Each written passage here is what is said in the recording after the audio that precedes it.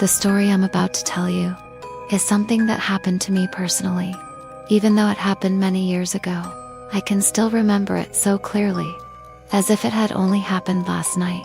And once you've heard it, whether you believe it or not is entirely up to you. Just listen for fun and amusement. Even though it might sound a little embarrassing, I still want to share it with you, because it's better than keeping it all to myself, isn't it?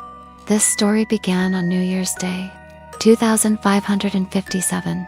My friends and I had arranged to visit the home of our friend named Jan, who was one of the girls in our group.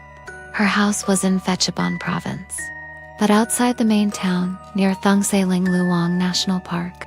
The truth is, the year before, my friends and I had already visited Yana's house once, and we were charmed by the beauty of Thungsaling Luang and the wonderfully refreshing atmosphere. We all agreed that we would definitely come back the following year, which was this year. After finishing work on the last day of the year, we stopped to buy some gifts for Yana's parents, as any good guest would. That was when Po, one of our friends, teased us by saying that, well, did you buy anything for Boonkoet? Pooh teased loudly and burst into lively laughter. The other 2 or 3 friends joined in until all of them were laughing, and I couldn't help feeling my face heat up. Pooh teased loudly and burst into lively laughter. The other 2 or 3 friends joined in until all of them were laughing, and I couldn't help feeling my face heat up. Sam, another one of my mischievous friends, chimed in again. Come on, Sue, buy something for him already. By now he's probably sitting, waiting, lying down, waiting, maybe even flipping around waiting for you. This pink heart-shaped pillow is cute, you know, Sue, she added. And not only did she say it, she even grabbed a pink heart-shaped cushion and held it out toward me. I was so embarrassed that I snatched the pillow away and swung it at her wildly. The others only laughed even harder, delighted with the chaos, until people around the mall started turning to look at us one after another.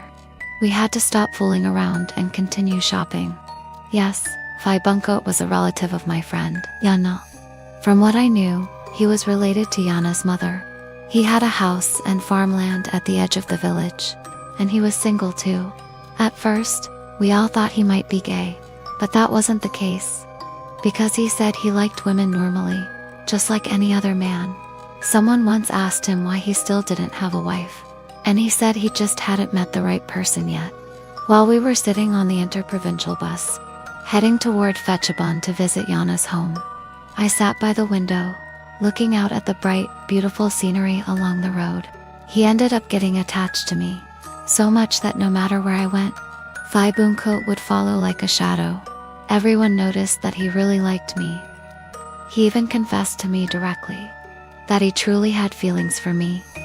Even though there was quite an age gap between us, that wasn't really a problem when 2 people like each other, right? Suddenly, Jana, who was sitting in the seat behind me, cried out in shock. What, really? When did that happen? I tried to tilt my ear to listen, but I couldn't hear clearly. Hey, Boonkoet died last night. What? How did he die? Nah, Pooh asked immediately. And everyone became eager to hear the story. Nay said that Boonkoet died of heart failure, that he simply fell asleep and never woke up. They only found out this morning. Tonight would be the first night of the funeral rites. That was all I knew, and it made me sit in silence the entire way. Even I myself wasn't sure whether I loved Boonkoet or not. To be honest, we had only met and talked in person for 4 days. The 4 days when I visited Yana's home last year. Other than that, we only talked on the phone. And every time Boonkoet would tell me he loved me. But I was the one who still wasn't sure about my own feelings at all. That day, we arrived at Yana's house just in time. When we sat down to talk with her parents and relatives, everyone came to express their condolences to me, because they all knew that Boonkoet and I liked each other, even though everyone also knew that nothing had ever happened between us. That afternoon, we all went into town to buy black clothes for the funeral that night. That night, I attended the funeral with many friends. Boonkoet's funeral rites were held for 3 nights, and then he would be cremated. The day of the cremation was also the last day. My friends and I would be there. because we had to return to Bangkok the next day for work. After the cremation ceremony, that night I slept with Sam and Pooh. I couldn't fall asleep at all. I only drifted in and out, as if I were about to sleep, but never truly did. I heard howling coming from the direction of the temple, and it seemed like the howls were echoing one after another. Coming closer and closer, they say dogs can see spirits, and that thought sent shivers spiraling through my whole body. I tried to turn and wake Sam and Pooh, but I couldn't move at all. I heard the door slowly creak open. A figure stood in the doorway. In that instant, chills shot through me. That figure was clearly BikiBaam, and that coughing sound, that raspy breathing, it was unmistakably his. I tried to move, but my body was stiff and wouldn't respond at all. Was this what they called sleep paralysis? Unable to speak, unable to scream, unable to move, yet fully aware of everything. That was the terrifying part of being pinned by a spirit. Sue, my dear. Boonkoet's ghostly voice stretched out. As he slowly stepped toward me, I turned to look at Sam and Pooh, hoping desperately they would help. But both of them lay there as if dead, or as if someone had drugged them into deep unconsciousness. Sue, my dear, will you be my wife? Please, be my wife. Anyone who has ever experienced sleep paralysis would know exactly what it's like. And at that moment, I was in that very state, my body stiff, unable to move, able to see everything, but unable to speak or shout for help. All I could do was watch. As Boonkoet's figure walked up to the foot of my bed, he stopped there, staring at me with a faint smile. His face looked handsome, but pale white. Then he slowly moved forward, straddling me, and leaned his body down onto mine. His pale face was still smiling softly. Then his ghost came in and kissed my cheek. His voice whispered gently beside my ear, I love you so much, Sue. I wait for you every day, Sue. I tried to struggle, but my body refused to respond at all. I fought until I was exhausted, panting helplessly, unable to do anything. I squeezed my eyes shut, caught somewhere between dream and reality, because every sensation felt so vivid, as if I could actually feel it. I felt Boonkoet's face bearing against my own, felt something invading me for real. But Boonkoet was dead.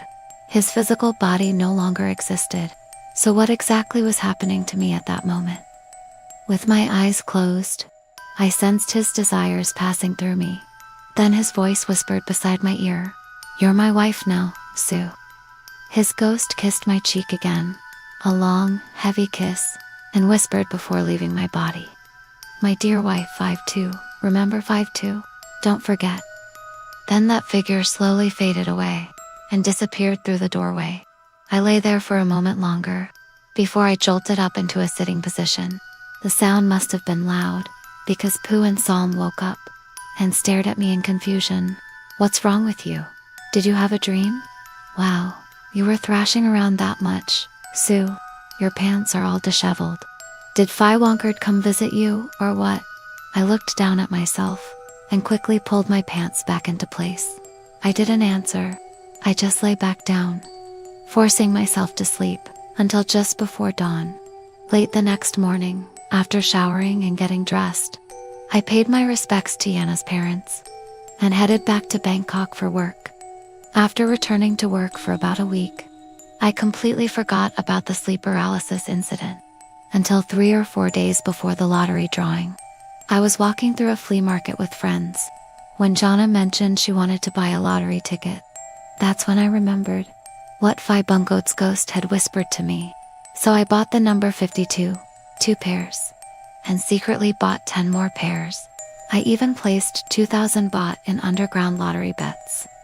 When the lottery result for January 16, 2557 came out, the 2-digit lower prize was exactly 50 straight, no need to flip. I became rich instantly.